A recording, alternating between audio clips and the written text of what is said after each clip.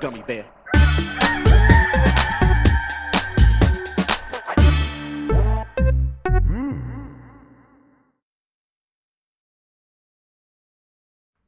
It's the internet. You're busy. Let's do this for June 21st, 2024. For the next hour or so, let me help you sort through the world of gaming on Game This Mornings Live with me, Jeff Grubb. Today, Shadow of the Erd Tree is kicking everyone's ass. But the toughest thing to deal with today is, of course, that Bubsy is back. But first, please join me in welcoming today's co-host of Game This Mornings. It's Tamoor Hussain, everybody. Tam, how are you doing? You know, Grubb, I'm really happy that you got your boy Bubsy back. Oh, my finally. God. I don't need this. I'm very, very excited. Now that you know what, you were punished for many, many years with this Metroid Prime nonsense, and you know what, it feels like cosmic, balancing that your best friend Bubsy is back. I am realizing that there's nothing I could do, that I should just embrace it, because you can't stop the bowl. You have to let it run past you. You have to engage with that energy and either let it run away from you or step aside and embrace it. I am going to have to be like, okay, yeah, sure, I could be a Bubsy guy, but then why didn't they call out to me? Why didn't they reach out to me and say, hey, Jeff Grubb, you are the last person on Earth to beat Bubsy 3D. We need your help. They didn't do that. Hey, Jeff Grubb, can you leak this Bubsy news for us? Yeah, exactly. Why didn't they do that? Yeah, that would have been. You know what? Bubsy was Bubsy was the one series character mascot game where. I remember being young and my parents were like, you want this one? And I was like, I'm all right, thanks. Somehow that's how it went though, is everyone, even parents were like, is this the next Mario? Is this important? And I don't know how that happened. It was kind of weird that they were able to capture. Bubsy is just horrifically ugly. Looks like a cat that is also like a crackhead. Yeah, at the same time. a street cat. Yeah. I think the only redeeming factor is Bubsy is wearing that T-shirt with the Metal Gear Solid exclamation mark on it. Right, that's a cool style. It's a good look. What are you doing here, Bubsy? But what is it, 7 games in that series? Six, something I think it is. Yeah, because there's the Game Boy games and stuff. Yeah, that sounds about right. Bubsy 3D came out in 1996.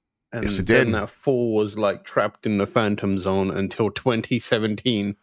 That's crazy. Man, that's because they didn't. They had they did have some mobile games after that, right? Maybe there was another game that wasn't a mobile game that isn't that the one that had the verbosity slider? So these must be all the old games.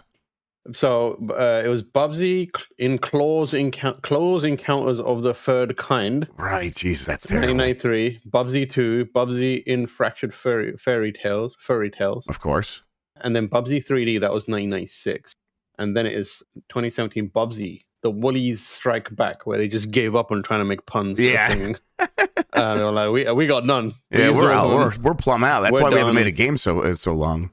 Yeah, the Woolies one was on PlayStation 4 as well, and Paws on Fire was 2019. That was also on PlayStation 4. No one lists the mobile one. That one. I think that one is technically the mobile one. Basically, it's an auto runner. I think so. That's why I associate it with being a mobile game.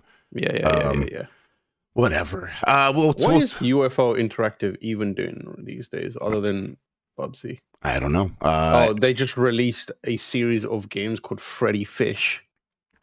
Freddy Fish wasn't that an old FMV game? Maybe I'm making that. Dog, this looks like hot shit. Hell yeah.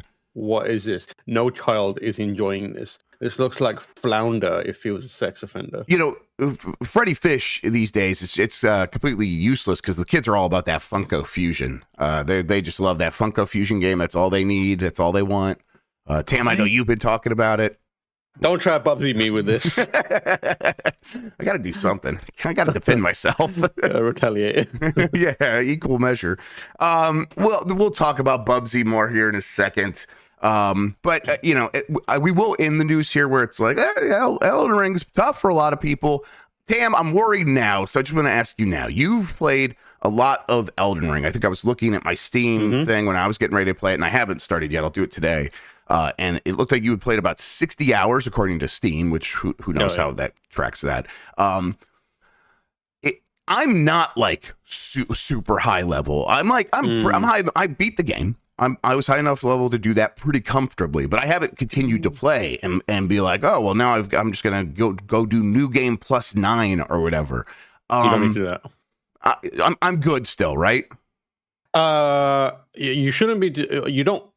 It's not ideal to do new game plus. Just a single run is probably better, because once you go into new game plus, the game's like, oh, this guy wants it harder. Okay. And so it's gonna make it harder. But so you should be okay, because the DLC uses a separate leveling and power scaling system called Shadow Realm Blessings.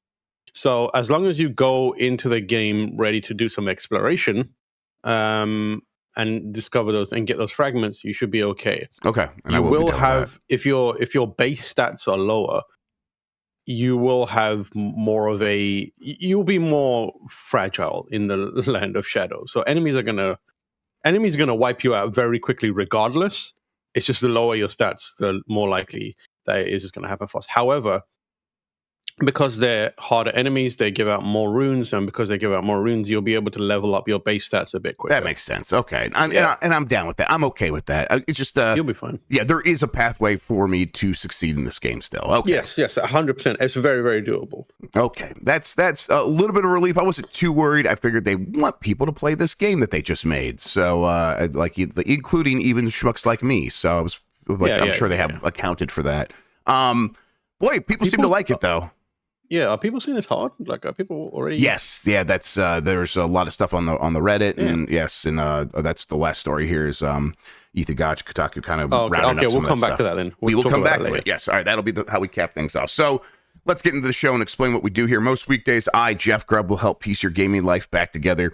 That includes breaking news and maybe even some of our own original reporting. For all these topics, I'll get the input of a bona fide expert who will make me look smart. If you were watching live on Twitch, welcome. You can always listen to the show later on podcast feeds by searching for Game Mess Mornings, or find the RSS on giantbomb.com. You can also catch the show later with chapters and timestamps on YouTube. Hello, YouTube. All right, we have a lot to get into, so let's start the morning mess with Xbox head implies Tango Gameworks closure may have been due to a change of leadership. This is from Chris Scullion at VGC. The head of Xbox Game Studios has implied that Tango Gameworks was closed down due to a change in creative leadership at the studio. In an interview on Variety's Strictly Business podcast, Matt Booty was specifically asked about the closure of Tango and why it took place. Although he didn't name anyone specifically, Booty implied that the change of leadership and staff at Tango may have been one of the reasons for the closure, suggesting that while Hi-Fi Rush was a success, there was no guarantee the remaining setup would have delivered similar success in the future. I won't get into the real nitty-gritty details of what went into the discussion, mostly out of respect for the people there, Booty said. We get into the nitty-gritty details. Yes. We want to hear about it. I'm sure the people that you're trying to respect will be like, no, we want to hear about this. We want to hear, what do you mean? What do you mean by that? What do you mean by that? Just because there was a lot of work that went into delivering Hi-Fi Rush, which was a great game and did well for us. I think the thing to be considered is that for us, it's as much a forward-looking situation as much as it is looking back at one certain game. There are a lot of things that go into the success for a game. What leadership do you have? What creative leadership do you have? Is the team the same team that shipped something successful previously?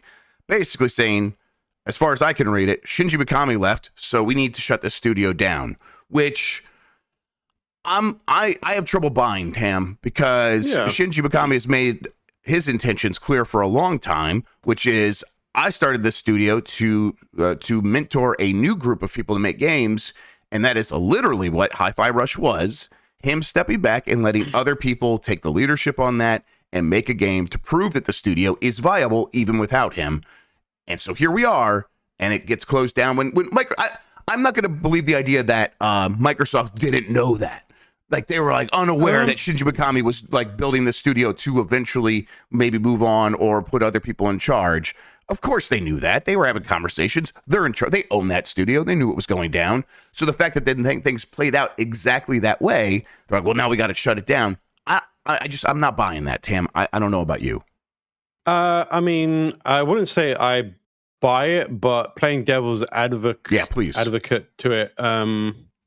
There is a scenario where like them knowing that and them making the decision to acquire the studio and like let it function as it is still kind of seems feasible, because if you remember, like Tango Gameworks became part of that team or crew at a time when they needed some W's in terms of like these are studios that we have that are like exciting, and this is a Japanese led studio, which was something that it was Bethesda. Is it Bethesda that acquired them, or was it Microsoft Bethesda, that straight up acquired them? Tango Gameworks.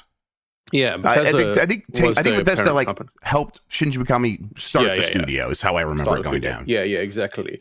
I think in terms of like Microsoft's involvement in it, I think they probably could have looked at it and been like, "We know he's leaving. He's a big name. This is Resident Evil, man. We'll just ride it out until he's ready to leave, and then we'll figure out what to do with it. Maybe we just shut the studio down." Because it's like, it doesn't help for sure. Yeah, I mean, like I feel like, not to diminish what his intentions were and what their intentions were, could be two separate tracks. Like for sure. Mikami, he could have been thinking, I'm going to nurture his talent, I'm going to make this studio better, and I'm going to bounce, and I will leave it knowing that the people that I've like mentored will do amazing things. Meanwhile, Microsoft could be like, we're going to wait for him. We're going to milk his like star power as long as possible. We'll try and get a couple games out of him. We'll attach him to as many projects as possible to say like, this is a Shinji Mikami joint. The moment he's gone, we'll shut the shit down. Like, there's a very real possibility that something like that could have happened, because corporation's going to corporate, capitalism going to capitulate. I think you might be onto something there. Yeah. I'll say this, that if Shinji Mikami was still there, it probably would still be open. That is probably true. That is fair. I can see that. I think from Mikami's side, I think he was successful. Like the thing he wanted to do happened to various degrees. Like on the one hand, you have the crew that worked on Hi-Fi Rush. That's exactly what they wanted, right? Like they wanted a team of people to be able to make something new and exciting, and that's what they did. Same for Evil Within 2, right? That was a different director and stuff like that. And also Ikumi Nakamura came from that studio obviously Ikumi was making games before that, but like that was where I became aware of her. Yes. Yeah, that's people. So like from his perspective, he set out to achieve an objective, and he achieved that objective. So it sucks that like they were like, we're done with it. It's a shame that that studio basically functioned until he was ready to leave. Yeah, and it's the kind of thing, Tim, where it's like, this is a lot of this comes down to interpretation, comes down to how you want to view things, where sure, the studio probably would still be open if Shinji Mikami was still there, and he left, and he seems like he left on his own terms. As you stated, he accomplished what he set out to accomplish, and the studio seemed to be in a good place by all accounts. But it's like, I think Microsoft was looking at it this way. I think the real foundational reason the studio is no longer open is because it wasn't making enough money. I know that they keep saying that the game did well. I know they do say that publicly, but if the studio was making more money, it would definitely still be open. Now, they probably saw a thing where it's like, well, it made enough money since Shinji Mikami's there, and we want to get his next game. We want to reinvest in him and what he's doing next. And then once he's gone, the sort of algorithm changes, the equation changes, and now it's like, oh, these numbers don't look quite as good when we're like sort of counting on some people that I guess they consider unproven. Although again, it felt like they had just proven themselves with Hi-Fi Rush. So that's where I'm saying where I don't buy it. 'Cause it's like they should have known, it should have been okay with this from the beginning. But whatever. The studio probably wasn't making enough money. When I have conversations with people, that's what always gets told to me. And then Shinji Mikami leaves, and that's like a recipe for, okay, let's just pull the plug on this thing, and that'll save us some money when we're also trying to save money across the board. The other thing is like we're in an age where making games in the middle tier, but also making franchises and IP that don't like reach blockbuster levels is not as viable as it used to be. Like the Evil Within, as good as that first game was, and the second one is liked even more, like that's still not an IP that has a lot of weight for them. Like it's a very disposable IP, sadly. And I feel like if you're a new studio, the thing that gets you some lifetime is making an IP that people really, really are into, and is like moving units and making revenue. I wouldn't be surprised, sadly, if a lot of these, studios that have popped up since then that are being acquired by, various publishers and major companies that are about to put out their new IPs. They're very aware of the fact that this IP needs to hit and be huge. Otherwise, they're probably not going to be in a good spot. Like, no one gets a chance to. Very few studios get a chance to like make something. It does okay, and then they do it again, and it does okay, and then they're like given more chances to do that. There's not enough. That's not the industry we're in anymore. Like, this is not an exploratory phase for the industry. This is a money grabbing. Like, we need to make money quickly, and we need to make a lot of money. Something proven fast. That we can mine for money because we know it's already there. Right? We're not going to build something new.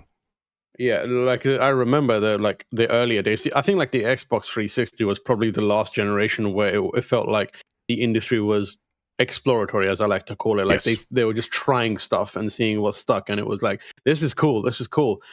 That's not how it is now, and part of that is dictated by the cost of making games, the cost of marketing games, and the requirements of like embedding yourself into the lives of people who play games. The thing now is, you don't make a mid-tier game that sells okay and is generally liked. You need to make a massive game that takes over people's lives and is a constant source of revenue. That's what people want. Yeah. And very few games and studios that aren't able to do that are thriving unless they're under the banner of a company that is willing to let them do that. And not a lot of studios. Naughty Dog gets that. Insomniac will get that. Tango Gameworks ain't getting that. Nope. You're right. And it's, and if that's the stuff you're interested in, it's like you kind of, we're at a point where I felt this way in the last year, Tam, and beyond that, really. It's like, if that is what I crave, that kind of exploratory game development style, it's happening on the indie side of things. Obviously, we've talked about it a million times, and Nintendo occasionally gets weird. Maybe not as weird as they once got on like the DS and the 3DS, but they still get pretty weird sometimes. But it's like, Sony shut down Japan studios, right? They just straight up shut down Japan studios, and then like they weren't like they're like, oh, there's a chance to do weird stuff on VR. They shut down London studios that was doing their VR stuff. It's like they're just not taking those risks anymore. I would be surprised if they ever give a shit about VR ever again. Like, they're not mentioning that shit again. Like, they've got that. Did that thing get officially announced? The connected to PC thing? Yes, it's announced. Yes. That is, people are like, I've seen people be like, this is exciting. It's going to revive. No, that is basically them trying to dropping the kid off at their other parents' house and being like, see ya. I gotta go get some scratchers. Going out gonna go get some cigarettes. I'll be back in a few minutes. Yep. That is what's happening with that VR thing. Without a doubt. Yep. All right, let's see here. Let's do this next story, which is the limited run games announcement of over 20 new physical releases as part of LRG3 2024. This is from Sal Romano at Gamatsu. Limited Run Games announced over 20 new titles that will receive physical releases as part of its LRG 2024 showcase, including Beyond Good and Evil 20th Anniversary Edition, Lollipop Chainsaw Repop, Penny's Big Breakaway, and more. There is a whole list of stuff that they announced. I'll probably just break out a few of these things, but I don't know. At the very least, Tam, where are you at with boutique, like physical games sales these days? Are you ever picking up anything like this? I know, like, I think is it Limited Run that is doing whatchamacallit, Alan Wake 2? Yeah, I believe so. I think that's right. I think like a lot of this relies on nostalgia. Yes. Like, there's certain games that in this list that I'm like, okay, that I would think about that, like Hitman Blood Money Reprisal, maybe. Right. And that's pretty much it on this list, if I'm honest. Like, yeah. I mean, they teased what is it? Shadows of the Damned. Yes, they teased Shadows of the Damned game, but it's weird remastered, enough. Yeah. But the other games on this, I'm like, who cares about this, man? Like, right. Rugrats Adventures in Gameland. Okay, well, you got to meet the Rugrats people. They are pretty intense. I saw a 14-hour Rugrats documentary on YouTube the other day. So I do not want to meet the Rugrats people. I think you have to meet the Rugrats people. I'm okay. Sorry, they're coming for you. I don't want to meet the Rugrats people. Yeah, there was Beyond Good and Evil 20th Anniversary Edition. G.I. Joe, Wrath of Cobra, Purrfect? Fear Effect. Yes, the game, lesbian game? the game that invented lesbians. Exactly. Yes. The game that invented lesbians? Yeah, Hell that's yeah. right. And they here we go. They don't make of course they're like, 'cause the game actually, when you play the game, my understanding, I never really played it. No, My understanding is it it didn't have a ton of that. That was very much the marketing. It was literally like incel behavior where it's two women standing next to each other and people are like, lesbians. Okay. Oh, to be fair, the magazine ad is like, they're sitting on top of. I remember it vividly. One of them's laying down, the other one's sitting on her ass from behind, and it's like a little bit of like polygonal cleavage. Yes. And even as a horny teenager, I was like, "Nah, I'm alright, thanks." Yeah, I didn't buy the game exactly. But there's another one where the main character's like looking away, like she's like, "Oh, I'm so serious, and I got stuff to do," and then. And the implied girlfriend is like, no, come back to bed, and like holding her or whatever. Yeah. I remember it being a cool game, not like how it played, but like it had a weird like cyberpunk vibe to it, which was really cool. It looks amazing. I think for a PS1 game, it's got a real strong style. Kind of early cell shading for the face there. Like I suppose, at least what it looks like to me. But then you're right, the cyberpunk visuals are really, really good. They're doing Fighting Force as well. I haven't thought about Fighting Force in so long. I know, that's what I same here, and I was like, did I ever play any of the Fighting Force games? I did. I think I might have played a little bit, but it's like I was always aware of them. This is another thing that had a massive marketing campaign.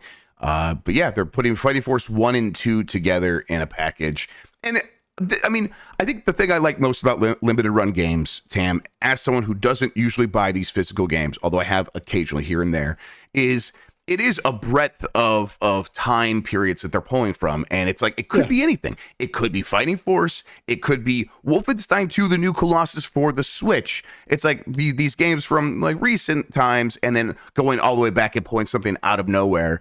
And it's like, okay, at the very least, I am curious about what they're going to be able to get next and how they're going to be able to bring some of these games back. So I appreciate it. I didn't realize they're using like their own like tech to bring these games back. So that's the Carbon engine, and a modern vintage gamer, YouTuber, a friend of the show.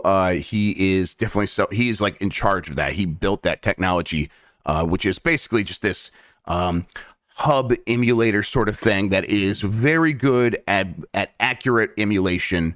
Accurate software emulation, and that enables them to do a lot of the work themselves to bring these games back, and that's what they're using for Bubsy, the Purrfect Collection, unfortunately, but also Clock Tower Rewind, Gex Trilogy, Shantae Advanced, Risky Revolution, and then Tomba 1 and 2, which are both also coming. So yeah, this modern vintage gamer built this engine. Yes, I mean he's got a long. He came up through the Xbox like emulation scene. Like remember on the original Xbox how that got just cracked open and people had like every emulator on it. That is his origin story where he worked on a lot of that stuff in the most respectful way possible.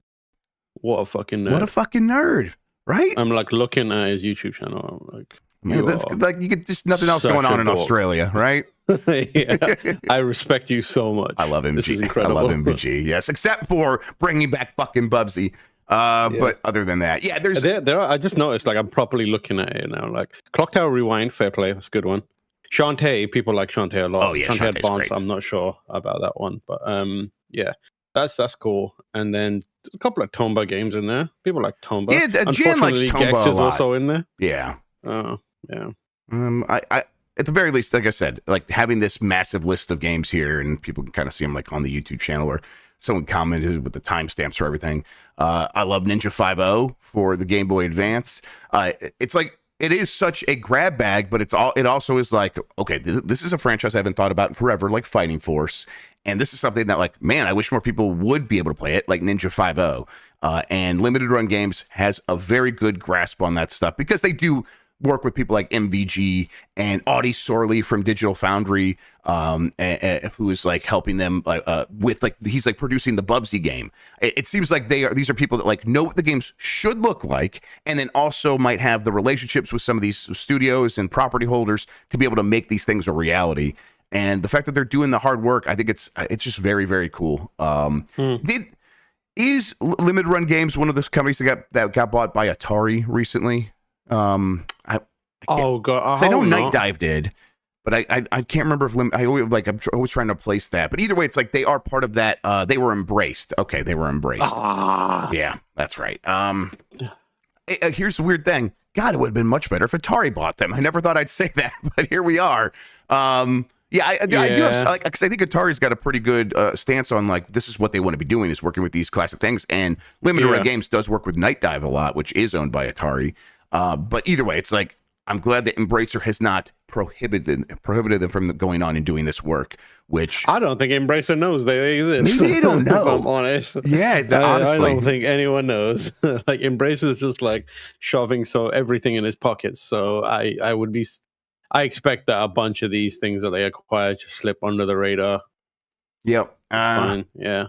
Probably. It's like GameSpot when it was owned by CBS. Right. Yeah. CBS did not know we existed. They're like, well, we have to give Paramount Plus to these email accounts? What are these email accounts? Yeah. Who cares?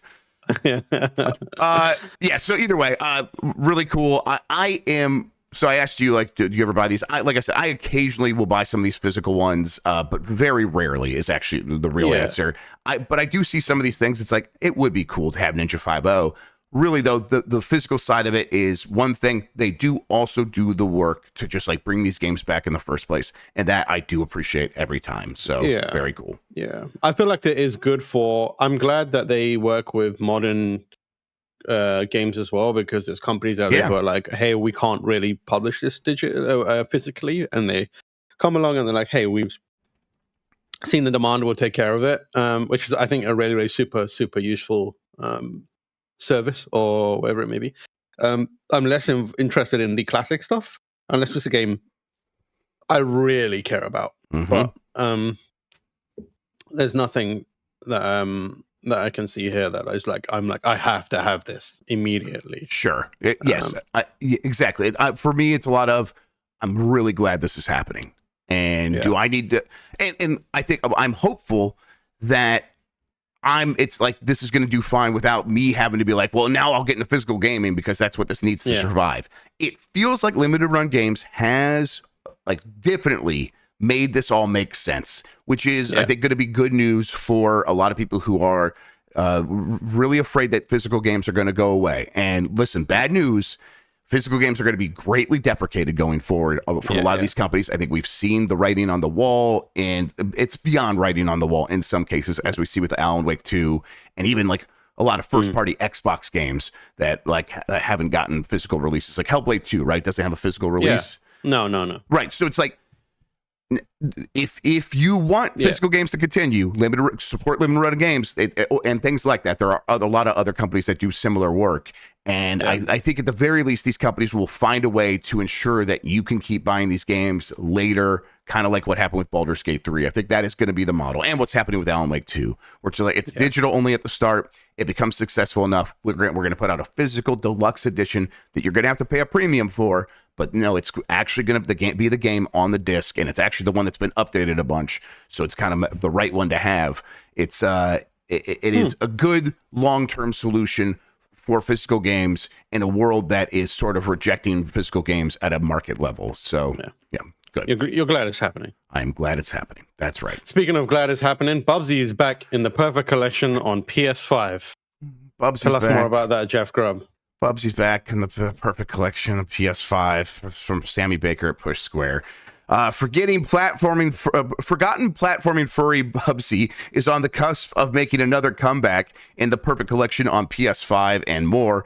This one is being repurposed using Limited Run Games' Carbon engine and promises to explore the franchise's troubled history and enduring popularity. That's a quote, apparently, from Limited Run Games. That includes infamous PS1 stinker Bubsy 3D. Infamous? Oh, shit. Which was developed by Days Gone maker Ben Studio. Bubsy N, the Purrfect collection. Did you know that? No. It explains everything. Yep. When I was playing Bubsy 3D Tam for Blight Club, there was a section late in the game where bikers repair. Please tell me where bikers repair, and he's just like, I just love my wife's ass, and it's like, okay, dude, no one asked. It's a terrible level where if you stand still, you will immediately get shot 50 times by an enemy. So the entire time I had to like jump blindly across the level until I got to the end, which whatever, it's a bad game. But then you get to a section like halfway through the level where it's like 4 colored like pillars, and you need to attack them in a certain order to do something. And it's I was like, well, okay, is there something in this game that tells me what order to do this in? Is this hidden somewhere? And I tweeted Ben Studio being like, can you please help me and tell me what I'm supposed to do here? And they just retweeted it with lol, and that's it. They just said lol to me and fucking left me to die. You should have replied, if I play Days Gone in its entirety, will you help me with Bubsy? Yeah. They'll probably be like, yeah, we'll do that. Look, the game is infamous. Yes, it's real bad. Ben Studios made it. But they're promising to like sand down some of the rough edges. You know what? Right here, Bubsy N, the Purrfect collection is a playable history that includes games, artifacts, and interviews. The press release reads, all the games have been carefully updated for modern PCs and consoles using limited runs proprietary Carbon engine. Along the way, the team was able to smooth out some of the game's rough edges. Yes, some. Listen, there's no way you turn Bubsy 3D into a good game. You could maybe turn it into something that people could find like, hey, this is interesting to play through a couple of levels in a way that the way it works now, it's not. Like, you just are immediately miserable in that game. So I'm happy for people, but yeah, don't go into this expecting to be like, okay, this is the Bubsy 3D I always imagined. I bet that's not going to be able to happen. Also, the rough edges are kind of the whole point with that game. So, yeah. In this day and age, yeah. Oh, yeah. Right, exactly. As a cultural sort of object, a curio, yeah, it's definitely more interesting because it's so bad. And you can imagine a world where Mario 64 is coming out and these people have to make this game and they got a D-pad to work with and they don't know anything about making 3D games because it hasn't really happened yet. You can see how that game happens, and it's very curious from that standpoint. But yeah, this is happening, and I guess there's nothing I can do to stop it. Damn, it's a bonus. Yeah, Bubsy. I don't know if I ever really liked any Bubsy game, Tam. I didn't hate them. No. Most of them, Bubsy 3D, notwithstanding. The other ones I always rented. Who's the Bubsy influencer? Like, who is the Bubsy influencer? Is it Jan? I think Jenny Nicholson, I know, has a lot of Bubsy plushes in her videos, but I maybe she did a video about it that I missed. But it's not me. Chat, stop. It might be you. I think it's you. I was just trying to say, is there anyone that can supplant you as being the Bubsy person? The problem is, the one that is Audie Sorley, who did a really good sort of documentary on Digital Foundry about Bubsy, but he's working on the game. So it's like he can't be an influencer. He's the producer of the game. Like, that's how much of an influencer he is. Yeah. This looks.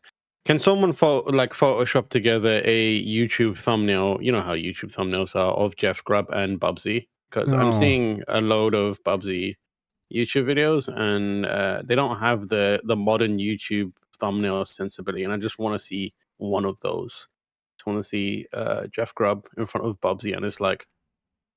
Did you see Conebomb did a video of the of cutting this trailer? The Bubsy. Oh yes. I saw that. Yeah, I saw with the leaf blower. So now I got to deal with that and the ramifications of my choices, which I don't love. Yeah. I would buy that if they put that image in there, or that trailer. Sure. If they use it. The CEO retweeted it. So of limited run games. So we're closer to making that happen than ever. Hell yeah. Let's go. All right. Let's hit this. I just want to finish playing Bubsy, and the credits are rolling, and it says special thank you, Jeff Grubb. No. That would be incredible. I don't want that. I don't need that on my soul. That would be so funny. All right. Let's hit this story because it's related. Beyond Good and Evil 20th Anniversary Edition has a new narrative link to Beyond Good and Evil 2. This is from Wesley Yinpool at IGN. Bullshit. Ubisoft has insisted it's committed to the Beyond Good and Evil franchise and even mentioned its long in development sequel as part of the reveal of Beyond Good and Evil 20th Anniversary Edition. Beyond Good and Evil 2 is considered vaporware by many fans after an incredible 16 years. It's considered vaporware by Yves Guillemot. That's who's considered vaporware. 16 years since it was announced back in 2008, despite Ubisoft's many vague references to it still being alive. No video game has materialized thus far.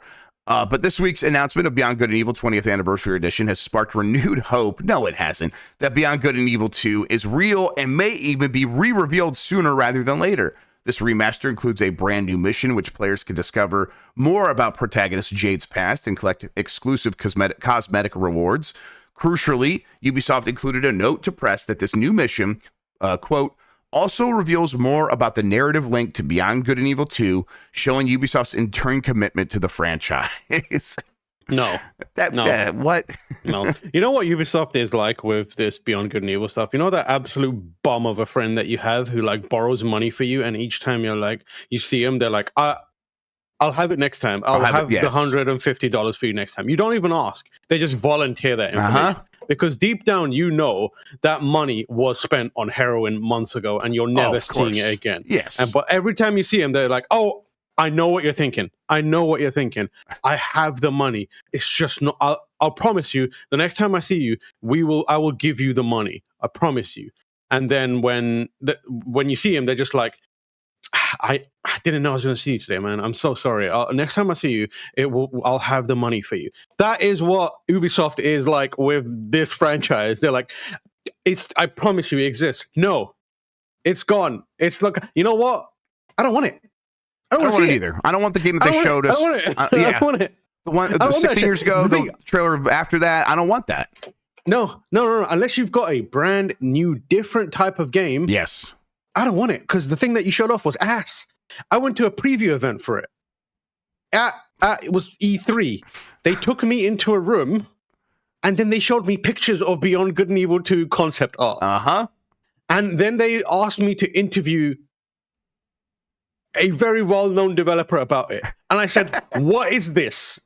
And he looked me in the eyes and he was like, this is the future of video games. Oh, hell and yeah, let's go. I was like, in my mind, I was like, this shit is never coming out. No chance. I left that. I don't even think I wrote a preview about it. I might have done, but I remember leaving thinking that I'm never playing this game. It's not coming out. It's not coming out. And you know what? 16 years later, I was right. You were right. And like, okay, and if Beyond Good and Evil 2 does get announced, there's just no chance on earth in my mind it is that game we saw. No. And like at this point, it's like the way that they're talking about it now, where it's like, you know, we want to have a strong narrative link to the first game. The sequel, I don't know if people even remember at this point, didn't have anything to do with Jade or any of these characters. There was a monkey and there was space travel and all this stuff. And it's like, honestly, just do another game with Jade that is a Zelda clone like the first game. Yeah. And call that Beyond Good and Evil 2 and wash your hands of it. I would like the people at Ubisoft to know, like, pay attention, look into my eyes here, right? Like, Beyond Good and Evil 2. Perk up, Yves. You are making the new Duke Nukem Forever. Stop this. You are going to kill yourself. No one cares. Move on. Make fucking Splinter Cell. Stop wasting your bloody money with this Beyond Good and Evil nonsense and bring Sam Fisher back. Nobody gives a shit about Jade anymore. We want Sam. Thank you. Thank you, Tam. We appreciate that. All right, let's take a quick break. When we get back, there's more headlines to get into, including the latest of what Nintendo's up to. I'm sorry, excuse me, I misread that. What Nintendo's lawyers are up to right after this.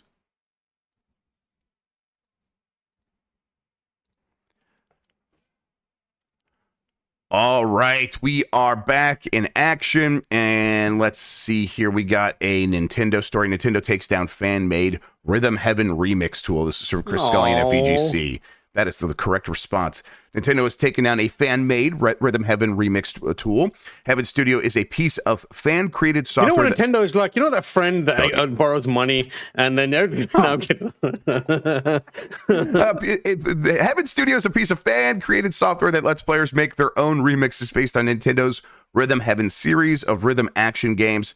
Players upload their own music tracks, then choose from a selection of Rhythm Heaven mini games and join them together, with players then controlling the action to the beat of the music.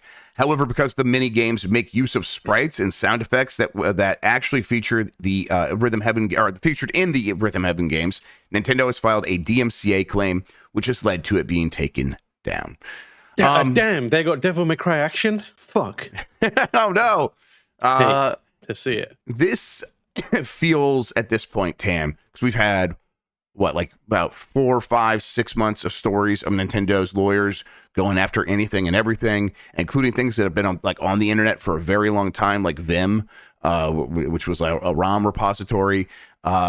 This is starting to feel to me like a globalized strategy for the next gen, where they are trying to almost salt the earth of anyone thinking about doing anything with Nintendo's IP, so that they scare away everybody from trying to do anything that might look like it could hack the Switch 2 or enable piracy on the Switch 2. I think they're like, listen, this is just what we are. We're out there going after everything.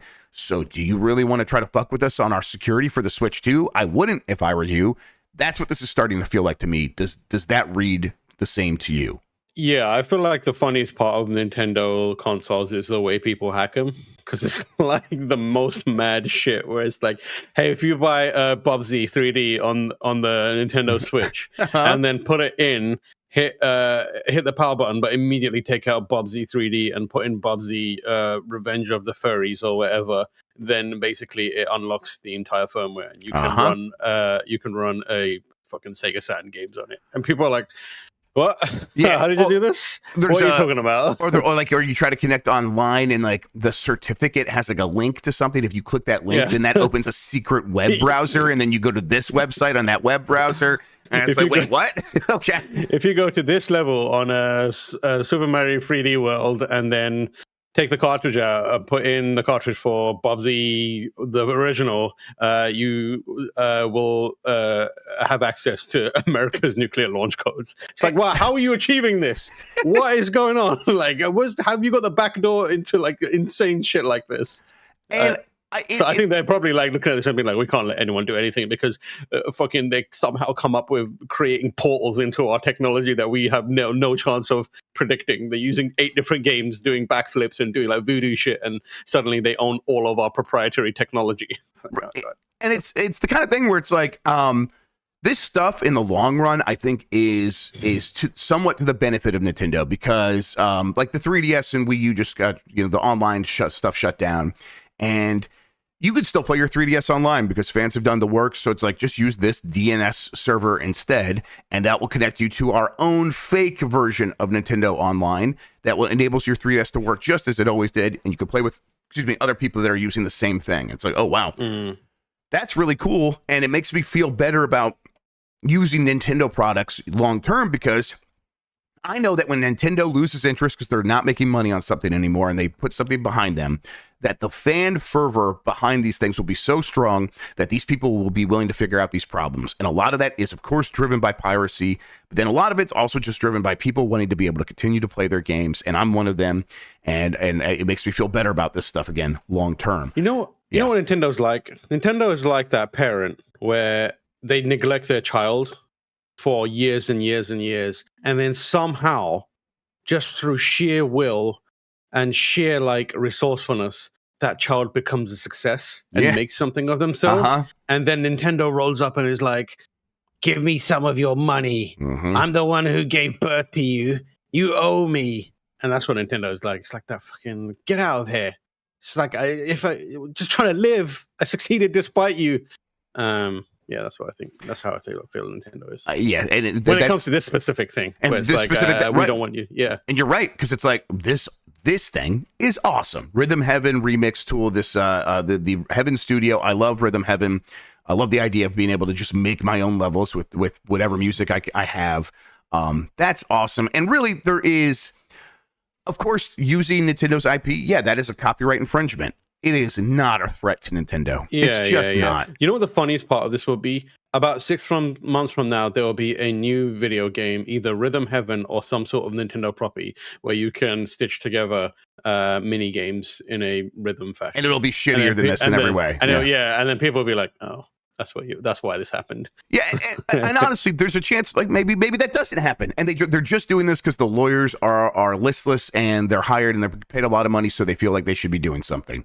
But yeah, it is bizarre. You're right. Like, this is definitely a copyright infringement, but is it a threat? It's not. Like, I don't think anyone could like argue this is a threat. Well, we look at what happens with like Star Trek fan films, right? Like Star Trek had for a long time had this open policy, and I think it still does, where it's like, we are not going to ever go after fan films. This is part of what makes this franchise special. We know that we love that you're all so passionate about it that you want to make your own stuff, and so we're never going to come after you for using our copyright that you are literally infringing upon, because it's to the benefit of the overall franchise. So they don't ever step in, and I wish Nintendo would take a page out of that book. It's free market research. Like you are just like, these are groups of people who are excited about your IP. You could just watch them and be like, what are these fools up to? And at a certain point, you could be like, I think we've got a case here to make a new one of these video games. Like, these nerds will buy it. And like, it's not like the people who play these like weird knockoffs and like stitch together weird like revival games are suddenly going to be like, we're never going to buy another one of these ever again. The moment you put out another game that has the words Rhythm Heaven on it, all those people are going to buy that. Yes. Like, I don't understand why you want. I do understand, but it is like, there is a way to use this to your advantage. And most of these corporations aren't going to do that. Most of these major companies aren't going to do that. It's just such a shame, especially as like these IPs are like dwindling, and like the case for making new games is getting more and more. It's getting more difficult to make. Like, stuff like this is a great example of like, hey, we able to like test the waters without spending literally any money and doing anything. We can just see it happening. Yeah, it's it's frustrating. It's the kind of thing where you see the company behaving this way, and it's just not going to make that much of a difference in the end. I don't know why they overreact to this. And really, what it comes down to me, Tam, is that I don't like it when it feels like the lawyers are running the shop.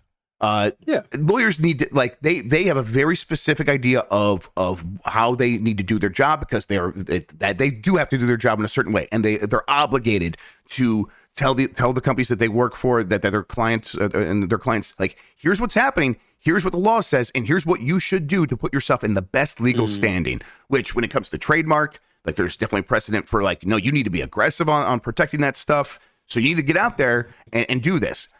And that's all well and fine. I get that. But when a company feels like it's being led by the lawyers, that's never a good thing. It never comes across in a way that feels friendly and warm and feels like it's going to be what's best for the brand long term. I think these companies need to have a firm hand with being like, listen, yeah, we get it. We're so glad you guys are here to protect our brands, protect our IPs when we need it. But you're not in charge of the shop. We are calling those shots here, and we have a relationship with our customers that we want to protect above whatever our standing is with the law or whatever. And I think some companies are better at it than others. And it feels like Nintendo's at a low point with that, where Nintendo of America feels more like a law firm than ever. Yeah, I mean, and also, like, they can do it pretty much unimpeded, because the vast majority of people aren't aware of any of this. They don't give a shit. Right. Like, the people who are buying Nintendo games to the degree that they makes them a success is significant beyond us people who are like, why are you shutting down the Rhythm Heaven mod thing? They can do this without any issue, which is fine. It's us who are like, man, why are you doing this? You're right. We're upset because we're video gamers that really give a shit. So there is 0.000% chance of this changing at any point. It just goes back. Lawyers are a tool, not like that. Well, like that also, but they're a tool. They're a hammer, and to them, everything looks like a nail. And you just can't let someone like that be calling the shots. So you have to use them when necessary, and kind of pull them back when it's not necessary. And right now, a lot of the stuff, someone mentioned in the chat that the Tears of the Kingdom randomizer got shut down last week with the DMCA as well. And Devil May Cry Action again. Devil May Cry Action out there just ruining everything, Tam. Everything, yeah. All right, Crash Bandicoot Insane Trilogy sales topped 20 million copies sold, which is just a butt ton. This is from Sal Romano at Gamatsu. Crash Bandicoot Insane Trilogy sold through a total of 20 million units worldwide. Publisher Activision announced to celebrate. There's a bunch of Crash games on sale on PlayStation. That is a kind of an astronomical number, Tam. Very few games sell 20 million copies, even though I think we could point to this game was almost certainly on sale a number of times. That doesn't matter. A lot of games go down to $5 during a Steam sale, and they do not get to 20 million copies sold. Crash Bandicoot seems like a real deal superstar in a lot of ways. This number really surprised me, Tam. How do you make it? I am very excited that Crash Bandicoot, developed by the team that worked on Call of Duty Black Ops, Call of Duty Warzone, Diablo 2 Resurrected, Diablo 4 has had a hit. You know, Finally, I'm glad they finally got a W. Yep. Crash Bandicoot is fun, man. Like it's one of those ones. There's something really funny about Crash Bandicoot in this day and age where it's like the most goofy ass, like dumb, like 90s era. Yep. Like I love that mascot, stuff. and like it comes from the most corporate company possible. Where you're like, I feel like I'm being tricked here. I feel like someone's lying. I feel like there's something more sinister behind those jorts. Yeah, exactly. I was a huge Crash player when I was younger. Like I played so much Crash Bandicoot. All of those games repeatedly completed. Crash Team Racing, I played I like CTR crazy amount. CTR was incredible. Crash 4 is great. I love Crash 4. That's Crash my favorite one. Yeah, I mean, like those modern Crash games have been good. Like it's a weird. I don't think like the modern Crash Bandicoot games get enough like love and attention because they are like modern, but also weirdly nostalgic in the same way. Like they feel like games from that time and that era that you just somehow missed. Instead of being like, we have made them new and modern and brought them up to speed with nice. This feels like, oh, did I not? Did this come out and I just missed it? Mm-hmm. Which is like, I feel like a bit of magic that you have to be really, really, really good at capturing. And Vicarious Visions did that. So huge shout out to them. I feel like this is well deserved. I do wonder if it means that, you know, there's future in Crash. Like I would say initially yes, but didn't they make that fucking stupid multiplayer game? Sure, they did make that stupid multiplayer game that crashed and burned. I'm sorry, I didn't even mean that.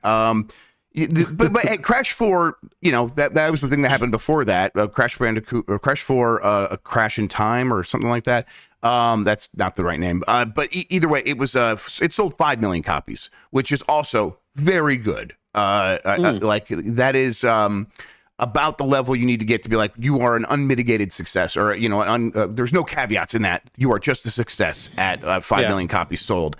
You know, it's not 20 million, and so I wonder if you know, Microsoft and Activision, the parent companies of Crash Bandicoot at this point, look at that and they're like, okay, so then do we want to do new games in these classic franchises, or should we just continue doing the remakes and mining nostalgia and find ways to do that? And it's like, I hope the answer is a little bit of both, and you can get a place where Crash, like, you know, Crash 5 comes out and continues the lineage and is bigger than the last game. I would hope.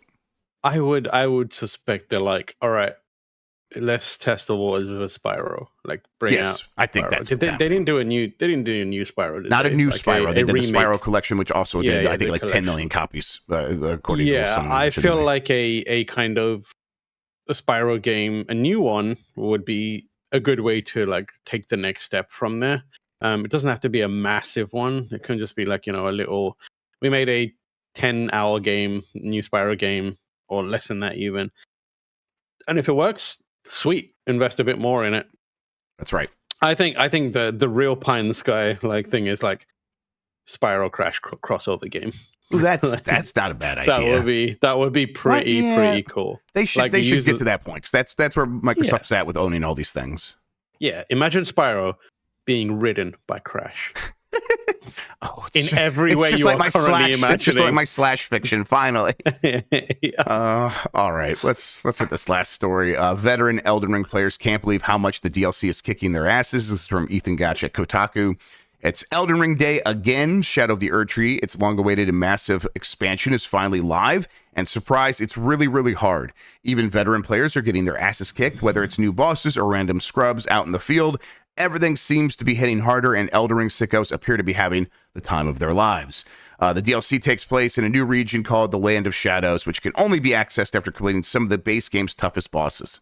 There's a bunch of examples in the story of people mentioning, like, I have given up on, like, looking for the cheese strategy. I just want to, this thing is too hard for me.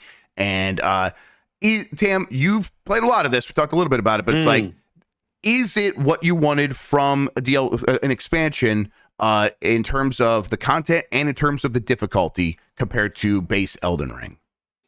Yeah, so I mean this in the least flexy way possible. I didn't have a lot of trouble with this DLC, and I think that's So it's because going to be a nightmare for me, is what you're saying. All right.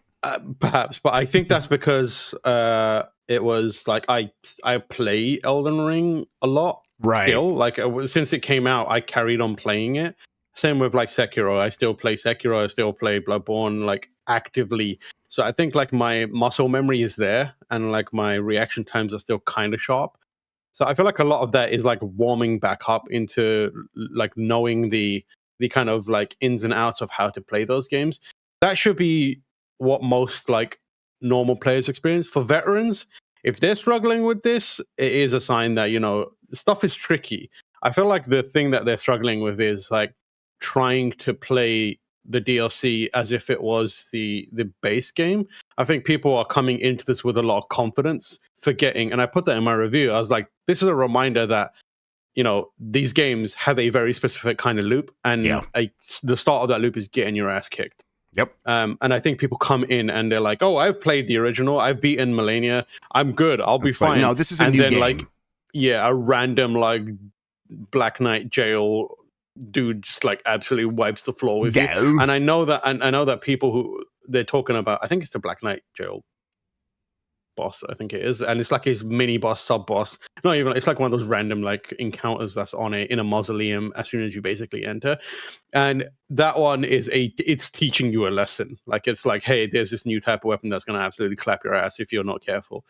And he's like, he's very beatable if you realize that you hit him 3 times, he's gonna backstep. So just hit him 3 times, jump forward, and then hit the airborne attack button, and you'll clap him very quickly. So it's just like they are difficult in the amount of damage they output, but if you pay attention and really think about it, you can learn how to counter pretty much every boss. So yeah, there are bosses in the game. I know, like I've been talking to people who have played the game in the review phase, and I know there's one boss that everyone really struggled with, like pretty badly, and like I steamrolled it.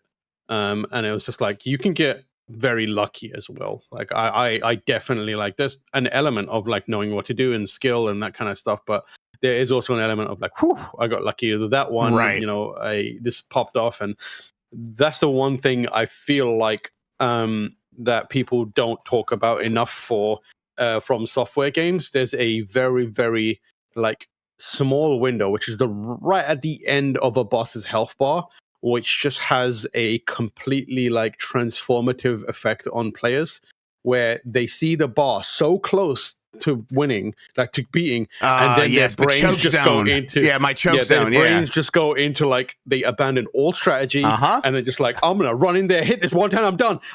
Fucking leave me alone, Tam. I don't need you fucking talking about me like this. All the funniest shit starts to happen, and like that is where like and this game gets you into the choke zone or the clutch zone way more frequently, and it is, I think it's more brutal in that zone than previous games. Okay. So I feel like it's punishing people who are super skilled in that particular like final stretch of the health pool, which I find really fascinating. This is what I want from the DLC, though. This is what I wanted. I wanted to be like, no, let's get real. Come on. This is a FromSoft game. This is how it's always been. Yeah. Like the DLC, they had Artorias, they had all the characters in the Dark Souls 2 DLC, the Crown of the Sunken King, Crown of the Ivory King. 3 had Slave Knight Gale, Bloodborne had Lady Maria. Like all of these bosses in the DLCs are harder than the majority of the bosses. And there is, I think, one boss that is much harder than Millennia in this. I think this new boss is the standard for hard From Software bosses. Ooh. But very doable. Very, very doable. I did it on my 3rd try. All right. I like to hear that. I'm not worried. You know why, Tam? Because I got my I got Get Good. You got your vape? I got my Get Good, the gaming inhaler. I'm so worried about you. All right, there it goes. I'm just gonna. All right, Tam, let's go play some Elden Ring. One of these days, you're gonna do one of these things and just drop dead in front of everyone. I die. It's gonna be all right. It's all worth it if I'm doing a Dregs day with you, buddy. All right, let's wrap up this dumb show that we do here. There's a poll question which I need to bring up here. I had it there. There we go. Did we actually put that up yesterday? I might have forgotten. I don't know if anyone else. One of these days, you should do a poll question and actually make it a question about the Polish. Oh yeah, that's a good idea. Yeah. We got to be careful with that personally. But are they a great people or the greatest people? There you go. Oh, they're fantastic. There you go. I love them. That's how we do it. We didn't put the full question up because Jan's out. We're bad at this. Is how this goes. So, where is Jan? Is he still having fun? I think he's still having fun, which I'm not okay with. I love it when Jan is having fun. We got to put it into it. It's weird. You know, he should be stressed out and trying to take care of all of us, like always. You know? All right. He is the dad of this crew. Yeah. Yes, Sean, you're right. I shouldn't have said that we forgot to put it up. I should have said you. Tell you to. Oh, he says, tell me to do it, you jackass. Sean, do it, you jackass. Okay, do it, jackass. The one from yesterday, which we did not answer, was where do you want to buy Marvel vs. Capcom Fighting Collection, PlayStation, Switch, PC, Xbox, if you could, or I'm not buying it. Go ahead and we'll get that posted for the weekend. Is it on Xbox? No, it's Xbox if you could. That's a little parentheses Xbox there. is. I love that Xbox has Bubsy when a Marvel vs. Capcom collection. That's fucked up. That's brutal. That's brutal. I mean, it's the truth, Tam, but you don't have to say it. All right, like you could just spare them all with that. All right. Well, we will get that poll question on Monday. Right? We should be here on Monday. There's no reason we shouldn't be. Yeah. No. In the meantime, Tam, what do you have going on? Where can people find you? All that good stuff. We have Revengeance coming up later today. We're going to chat about some games that we played at the Summer Game Festival. And then we'll probably talk a little more about Elden Ring. That'll be fun. And then I think, Grubb, you've got some sort of nonsense for us to chat about. I'll come up with some nonsense. Absolutely. I love chatting about nonsense. Next week is going to be the launch of she's not here to plug it, so I'll plug it for her, and a series that Lucy's been working on very hard for a very long time called Star Players. It's a lot of fun. She's been chatting to like a bunch of celebrities about their gaming journeys, and I've been there for a few of the shoots, and they are a good time. What was it like getting to talk to like such a big star like Mike Minotti? Who? Oh, I'm okay. Listen, we're not supposed to say that one yet. Sorry, my bad. The Disney guy? Absolutely not. Fucking hell, the most annoying human. Someone did that on Voice of a Dump Truck yesterday, Taylor. It's like they're like, I thought they were about to say Casper Van Dien. Like, oh, what was it like? You got like a pretty big star on the show. What was it like getting Mike Minotti? I'm like, you son of a bitch! How dare you? Yeah, so that's Monday, starts Monday, and then there'll be episodes coming out semi-regularly after that. It's a very cool show. Everyone should check it out. Yeah. Next week should be the return of Spot On as well. We had to take a little bit of break because we went to Summer Game Fest, and then like we got back from Summer Game Fest, and I had to go into Elden Ring review mode, and let me tell you, I'm tired. I'm very tired. I mentioned the playtime to Mike and Sean last night, and they're like, "Wait, he played 60 hours already?" I'm like, "Yes, he's played a lot." Yeah, it was tiring. But yeah, I'll be back on. We'll be back on that next week. You can find me on Twitter, and I actually started putting up all my I keep saying this, but like my new stream assets courtesy of Jerem, who's incredible. And they look so nice. Did our stuff on all our other shows, Yeah, I told him, can you imagine like Toonami / that kind of era of vibe mixed with everything that I like, like Street Fighter, anime, that kind of stuff. And the stuff that he made is unbelievable. It's so good. Jeremy, I want a Game Players magazine is what I want. Just nonsense 90s mush all over a paper page. That's the stuff I want. There you go. I'm gonna see if I can actually like get a picture up, just so I can show it on my phone to the camera. Hell yeah. But yeah, that is I've set that up, so I'm hopefully gonna stream very soon. I know everyone's probably gonna be like Elden Ring. I'm not sure if I'm going to do Elden Ring. I have played a lot of Elden Ring, and Elden Ring is also my my game that I play. Right on your that's on my own. Time.